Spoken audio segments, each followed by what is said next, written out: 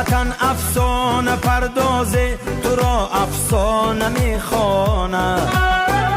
حقیقت نام آثاره، حقیقت خانه میخواند. یکی در کوه ساری شاد ماند، قصر میبیند. یکی کاشانه ای غم در بغل کاشانه میخواند. وطن ای جان، وطن ای دل، وطن ای سرزمین گل. بهشتی ما، بهشتی ما، بهشتی ما، بهشتی ما.